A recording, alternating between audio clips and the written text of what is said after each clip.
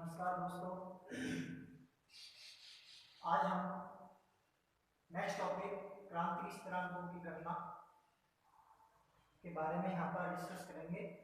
इससे पहले हमने क्रांतिक स्थिरांकों का निर्धारण और वान डेर वाल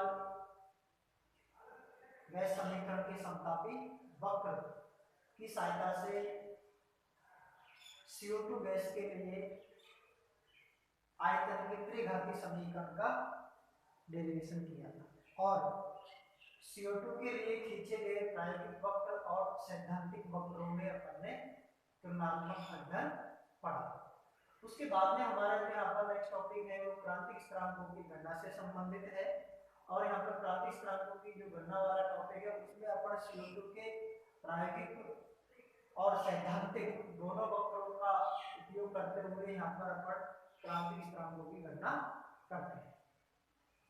तो इसमें देखो अपन को ये मानना है कि अपन ने प्रायोगिक और सैद्धांतिक दो वक्र पढ़े थे CO2 के लिए और उन दोनों वक्रों में अपन ने एक कॉमन बिंदु पढ़ा था, क्रांतिक बिंदु स्मॉल b। इस क्रांतिक बिंदु स्मॉल b पर अपन ने ये भी पढ़ा था कि क्रांतिक बिंदु स्मॉल b पर जो टेम्परेचर होता है वो 31 डिग्री सेंटीग्रेड होता है और इस 31 डिग्री सेंटीग्रेड के जो टेम्परेचर पर CO2 के जो तीनों आयतन होते हैं वो तीनों आयतनों का मान क्या रहता है, समान रहता है। ठीक है, या यूं कहें कि CO2 के उन तीनों आयतनों का जो मान है वो क्रांतिक बिंदु पर क्रांतिक आयतन के बराबर माना जाता है। ठीक है, तो यहाँ पर अपन सबसे पहले शुरुआत करते हैं। देखो CO2 गैस की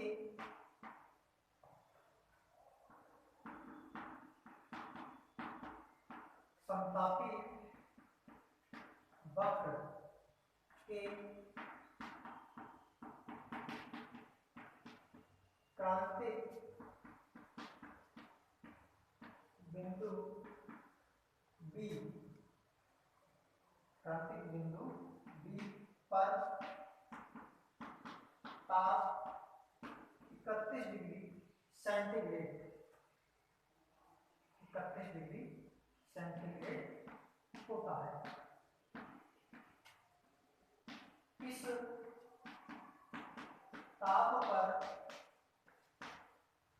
ताप पर CO2 के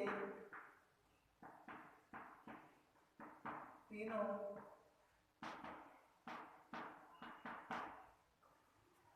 आयतनों का मान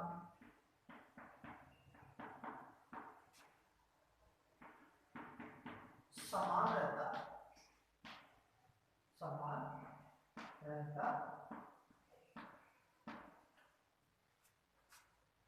CO2 गैस के समतापी वक्र के क्रांतिक बिंदु B पर ताप 31 डिग्री सेंटीग्रेड होता है। इस ताप पर CO2 के तीनों आयतनों का मान क्या रहता है, समान रहता है। अर्थात अपन ये कह सकते हैं कि इस बिंदु पर CO2 की अवस्था में विभेद करना संभव नहीं होता है। अर्थात इस बिंदु पर CO2 की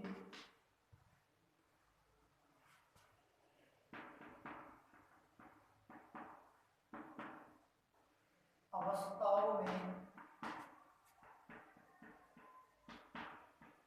विभेद करना संभव नहीं, क्योंकि इस बिंदु पर CO2 के द्रव अवस्था और गैसीय अवस्था भी उपस्थित रहती है। तो अपन ये कह सकते हैं कि इस बिंदु पर हम CO2 की अवस्थाओं में विभेद नहीं कर सकते। ठीक है, अब इसी क्रम में देखो अपन ये मानते हैं कि इस बिंदु पर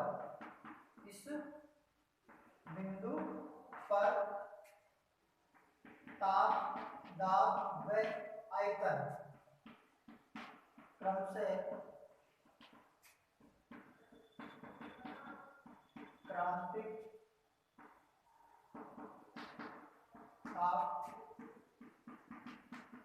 क्रांतिक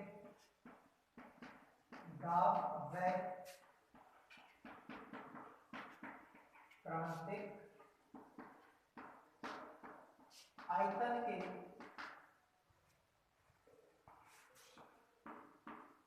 रूप में पाए जाते हैं।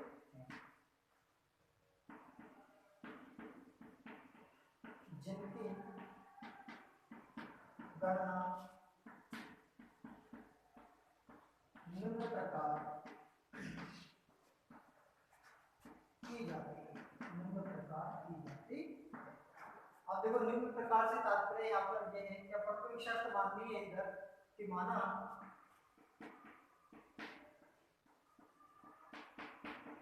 क्रांतिक बिंदु बी पर, क्रांतिक बिंदु बी पर CO2 का आयतन B बराबर है किसके? क्रांतिक आयतन, क्रांतिक आयतन। या फिर इसको अपन लिख सकते हैं B माइनस BC बराबर 0। ये समीकरण नंबर 1 हो जाएगी। ठीक, समीकरण 1 का हम क्यूब कर देते हैं या B माइनस BC का होल क्यूब बराबर 0, क्योंकि हमें आयतन के 3 मान प्राप्त करने हैं। इधर 3 मान प्राप्त करने हैं, तो यहाँ पर लिखेंगे B माइनस BC का होल क्यूब बराबर 0। या फिर अपन लिख सकते हैं इसे, देखो B cube minus 3 BC B square plus 3 BC square B minus BC cube बराबर 0। इसको अपन जो A माइनस B का होल क्यूब वाला जो सूत्र होता है उस सूत्र की सहायता से इसको खोल सकते हैं और ये समीकरण बन जाएगा हमारे पास समीकरण नंबर 2। ठीक है, अब देखो ये समीकरण नंबर 2 है हमारे पास, और इस समीकरण में भी हमारे पास आयतन के देखो 3 मान होंगे, 1 2 3, यानी 1 2 और ये 3 मान हमारे पास आयतन के हैं समीकरण नंबर 2 में। इसी प्रकार से हमारे पास एक समीकरण और थी जो आयतन की त्रिघातीय समीकरण होती है, तो यहाँ पर लिख देंगे हम आयतन की त्रिघातीय समीकरण से। अब आयतन की त्रिघातीय समीकरण कौन सी थी हमारे पास?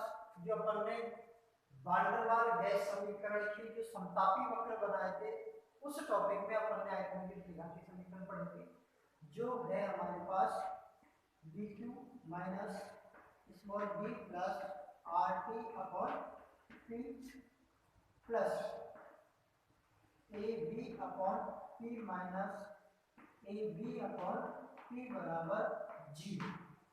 ये हमारे पास आयतन की त्रिघातीय समीकरण। चलिए इसमें यहाँ पर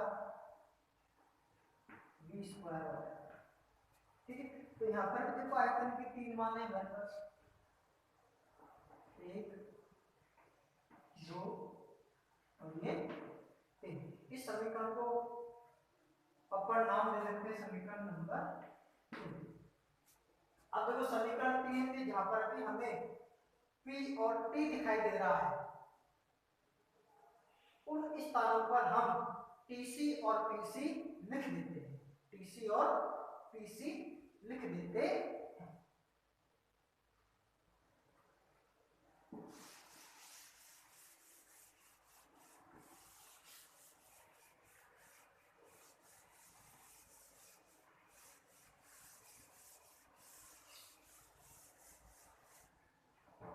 देखिए यहाँ पर लिखे अपन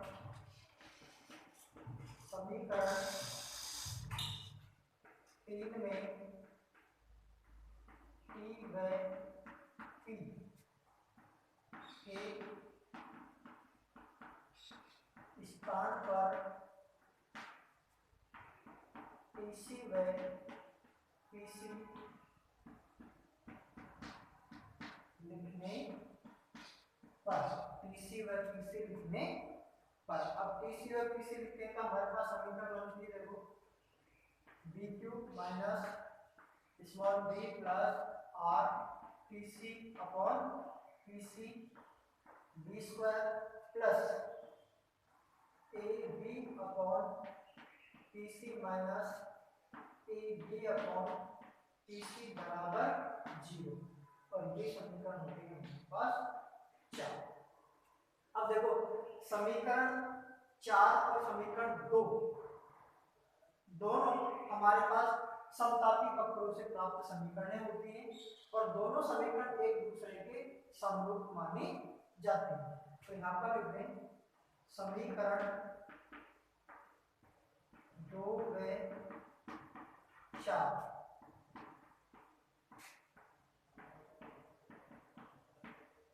एक दूसरे के समरूप हैं, तो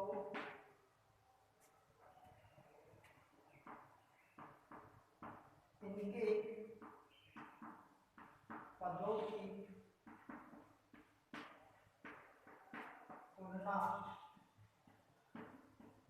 करने पर, इनके पदों की हम क्या कर देते हैं, तुलना कर देते हैं। अब देखो पदों की तुलना करने से यहाँ पर तात्पर्य क्या है,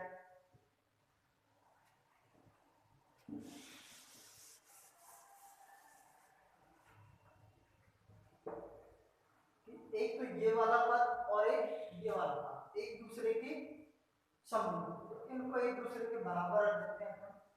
देखो 3bc b स्क्वायर बराबर small b plus R TC upon PC B square. अब यहाँ से बी स्क्वायर से बी स्क्वायर को कैंसिल कर देते हैं, तो हमारे पास बचेगा यहाँ पर 3bc बराबर small b plus R TC upon PC, यानी ये समीकरण नंबर हो गया हमारे पास समीकरण नंबर 5। ठीक है। अब इसी प्रकार से देखो एक पद हम ये लेते हैं और एक पद हम ये लेते हैं, तो यहाँ पर लिखेंगे हम 3bc का स्क्वायर b बराबर b अपॉन पीसी, तो b से b कैंसिल हो जाएगा, तो हमारे पास यहाँ पर क्या बचेगा 3bc स्क्वायर बराबर स्मॉल a अपॉन पीसी, और ये समीकरण हो जाएगा हमारे पास समीकरण नंबर 6। फिर यहाँ पर अंतिम पद और इधर का अंतिम पद, इस अंतिम पद में देखो a b और pc तीनों कांस्टेंट है, यहाँ पर भी हमारे पास bc क्या है, कांस्टेंट है, तो कांस्टेंट के बराबर कर देते हैं, तो bc क्यू बराबर small a b upon PC, और ये समीकरण नंबर 7। इस प्रकार से हमारे पास यहाँ पर 3 समीकरण होगी, समीकरण 5, 6 और 7।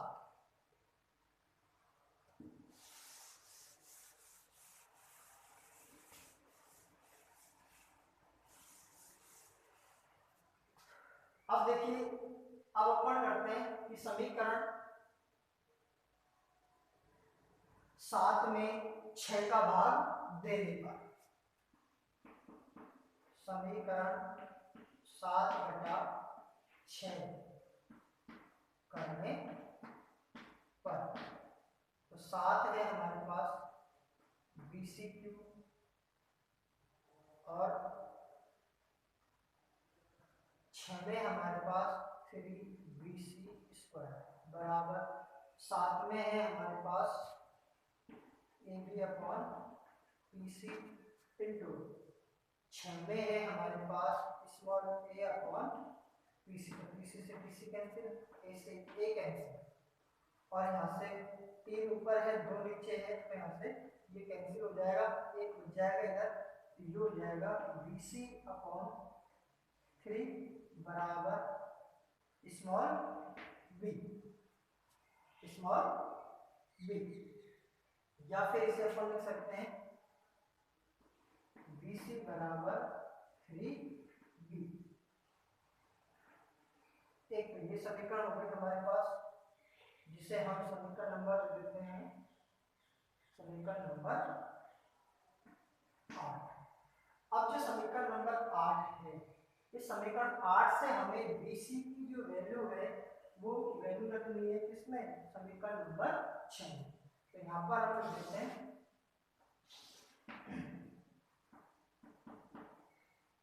समीकरण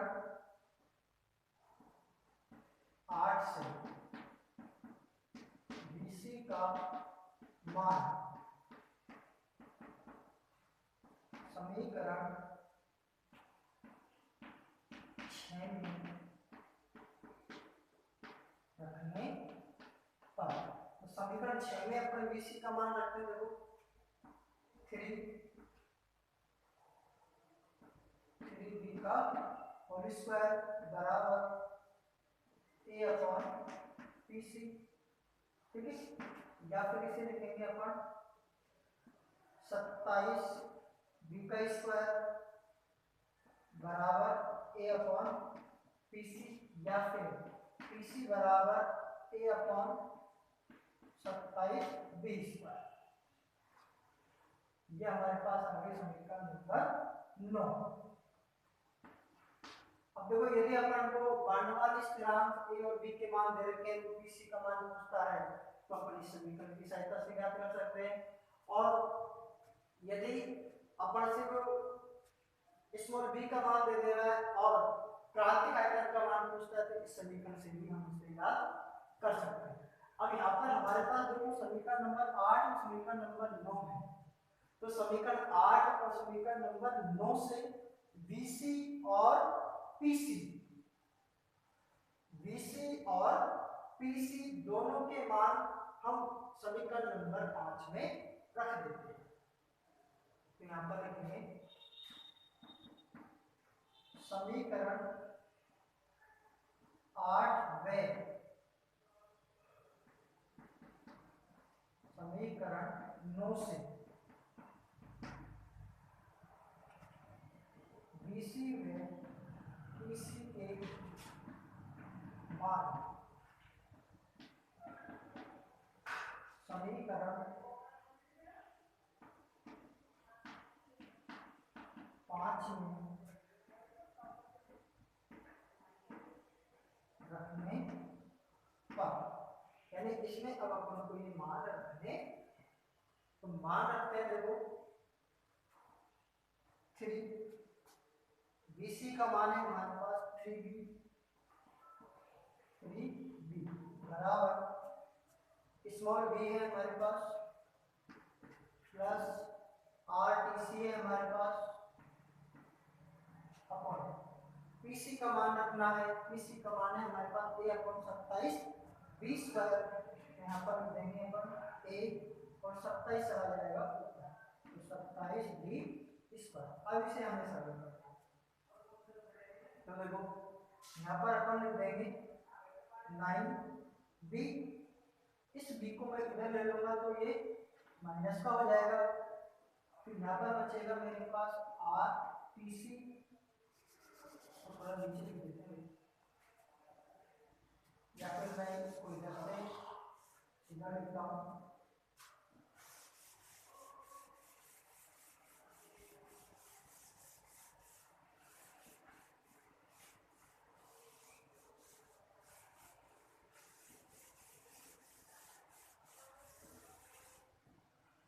देखो इसे हम लिखेंगे 9b माइनस स्मॉल b बराबर RTC 27b square upon small a, तो इधर बचेगा 8b बराबर RTC 27b square upon small a। यहाँ से अपन को TC की वैल्यू बनानी है, इसके लिए वैल्यू बनानी है TC के लिए, तो यहाँ पर लिख देंगे अपन TC बराबर ये और ये मान इसके नीचे आ जाएगा, ये ऊपर चला जाएगा, तो 8AB अपॉन ये नीचे आ जाएगा हमारे पास, तो इधर लिख देंगे अपन 27R स्क्वायर, एक बी से एक बी कैंसिल कर देंगे, तो TC बराबर 8A अपॉन 27RB। इस प्रकार से हमारे पास ये तीनों मान आ जाते हैं और इसे हम समीकरण नंबर दे देते हैं, समीकरण नंबर 10। अब देखिए हमारे पास एक तो है समीकरण नंबर 5, जो 5 में है हमारे पास मान BC बराबर 3B, ये समीकरण नंबर 5 है। और एक है हमारे पास समीकरण नंबर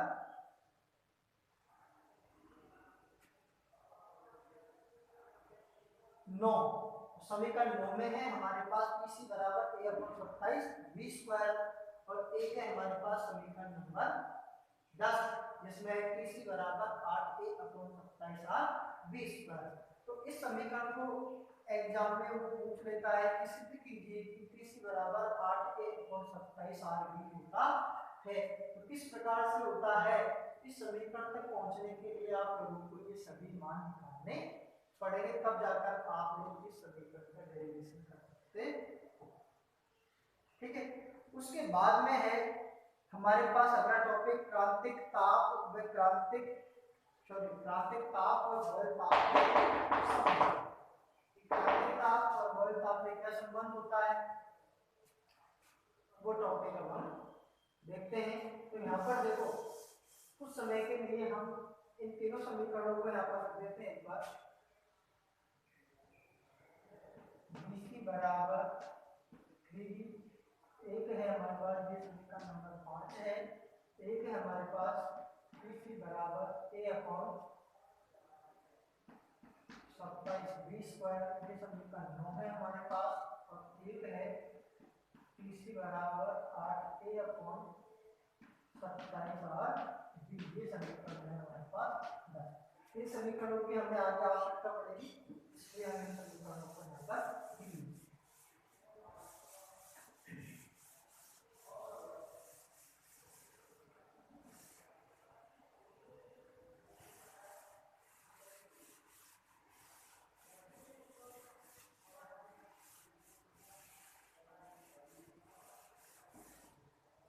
अब हम यहाँ पर हमारा नेक्स्ट टॉपिक लिखते हैं,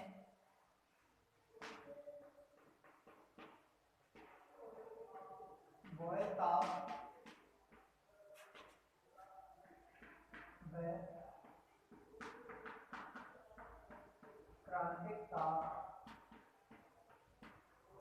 में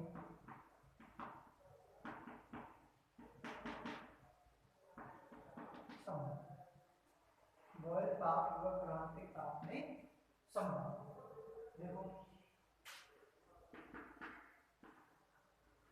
बॉयल ताप TG बराबर small a upon r b, small a upon r b, ये समीकरण हमारे पास एक मान लेते हैं।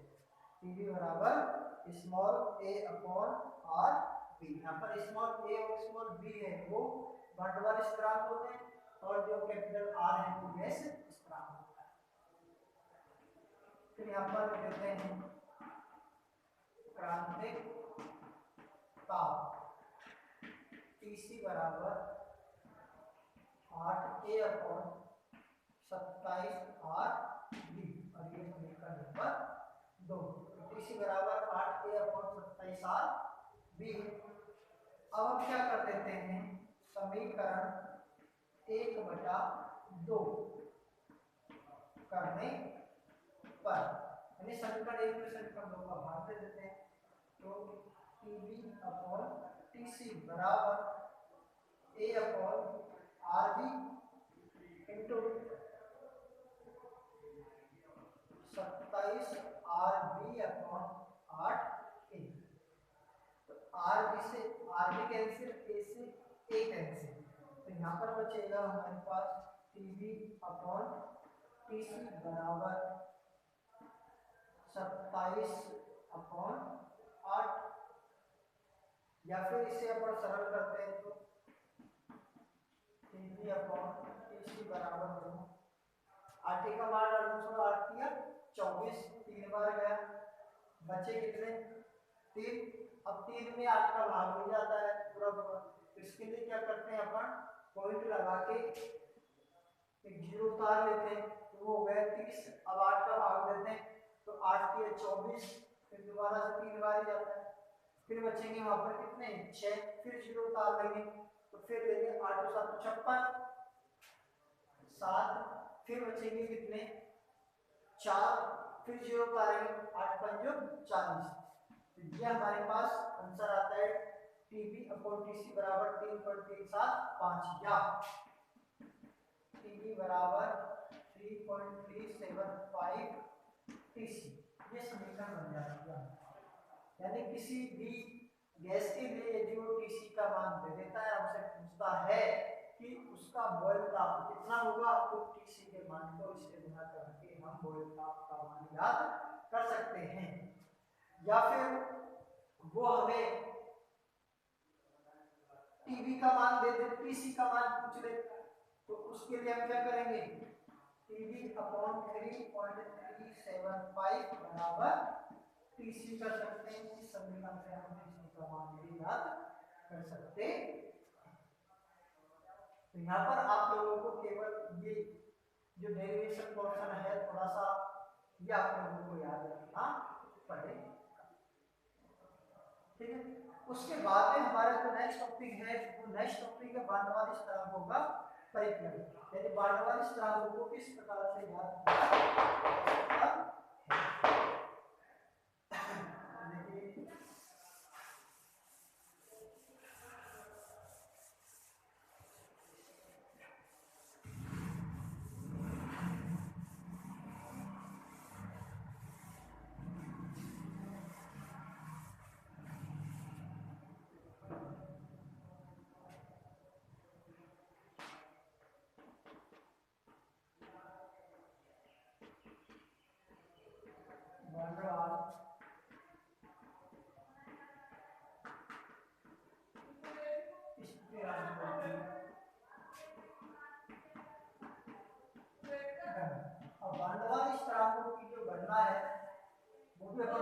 नेक्स्ट टॉपिक से कर दी है, ठीक है। जैसे हमारे पास समीकरण नंबर 5 दे रखी है, तो समीकरण 5 से हम लिख सकते हैं BC बराबर 3B या स्मॉल b बराबर BC अपॉन 3। एक समीकरण तो हमारे पास ये बनती है, ठीक है। फिर उसी प्रकार हमारे पास वहां पर देखो PC बराबर a अपॉन 27 b स्क्वायर है, तो उससे अपन b का मान नहीं निकाल पाएंगे। TC बराबर 8 a अपॉन 27 r b है, उससे भी हम r का मान निकाल सकते हैं वहां से। तो वहां पर अपन ले सकते हैं, ठीक है। हमारा टॉपिक तो है क्या है बांडवाल स्थिरांक को गणना, b का मान तो इधर हो गया हमारे पास। अब वहां पर हमें a के लिए वैल्यू और बनानी है, तो a के लिए अपन वैल्यू बना सकते हैं समीकरण नंबर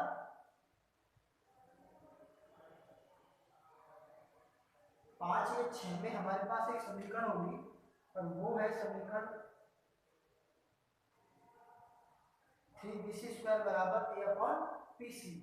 तो यहाँ पर लिख देते हैं कि यदि 3bc स्क्वायर बराबर a अपॉन pc, या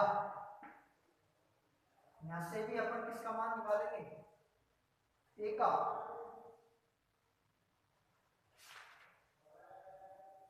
यहाँ से हम a के लिए वैल्यू बना सकते हैं, जो हो जाएगा इसमें a बराबर 3bc bc स्क्वायर। तो एक तो हमारे पास ये समीकरण हो जाएगी समीकरण नंबर क्रमांक में 10, ये हो जाएगी 11 और ये हो जाएगी हमारे पास 12। और समीकरण नंबर जो 10 है, इससे हम r की भी वैल्यू निकाल सकते हैं। समीकरण 10 से R बराबर 1/27 TC B, R बराबर 8/27 TC,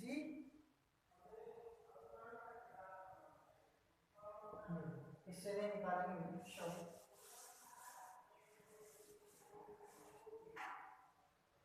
मान रखना है अपन को ए का और बी का, जो मान रखेंगे अपन वो रख देते हैं अपन ए और बी दोनों का मान रख देंगे समीकरण नंबर 10 में। तो यहाँ पर लिख देते हैं अपन समीकरण 11 में 12 से स्मॉल बी में स्मॉल ए का मान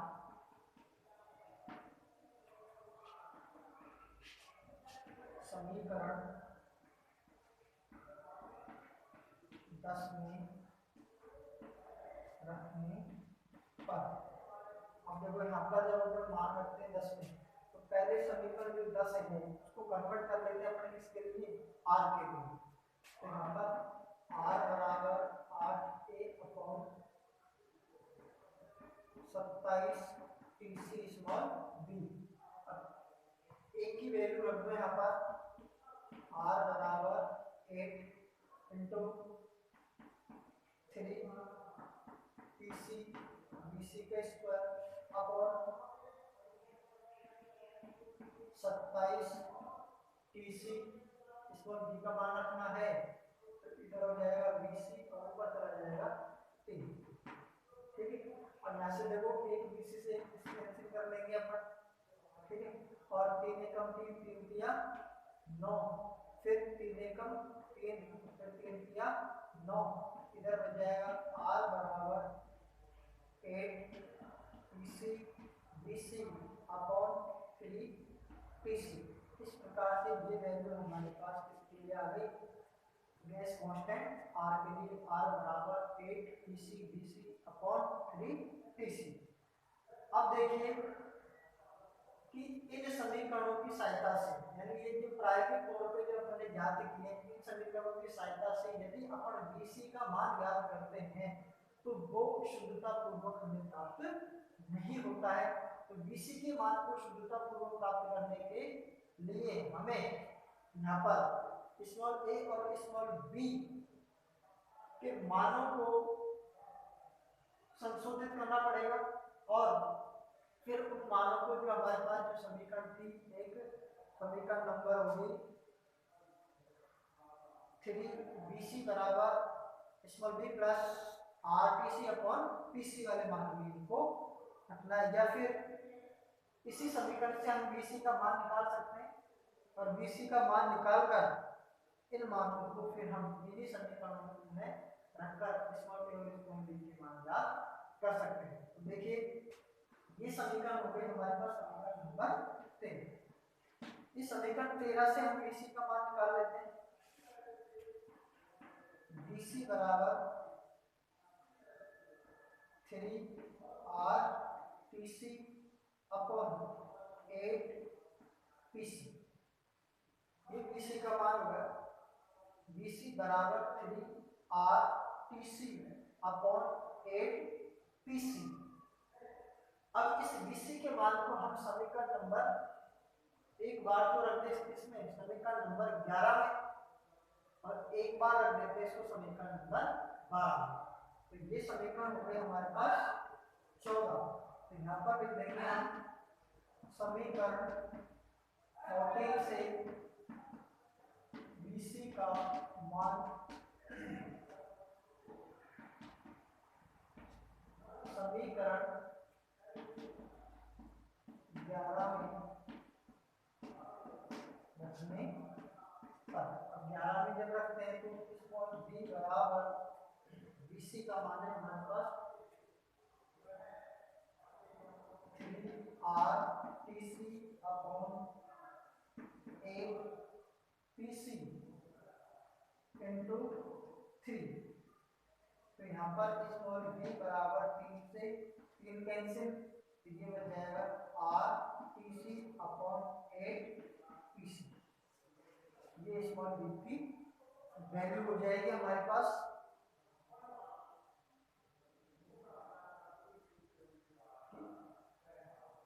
3 से 3 कैंसिल हो जाएगा, तो स्मॉल b बराबर RTC/8 PC, ये स्मॉल b का मान हो जाएगा। अब अपन को समीकरण 14 से PC का मान रखना है समीकरण नंबर 12 में, तो ये हो जाएगा हमारे पास समीकरण नंबर 15। इसी प्रकार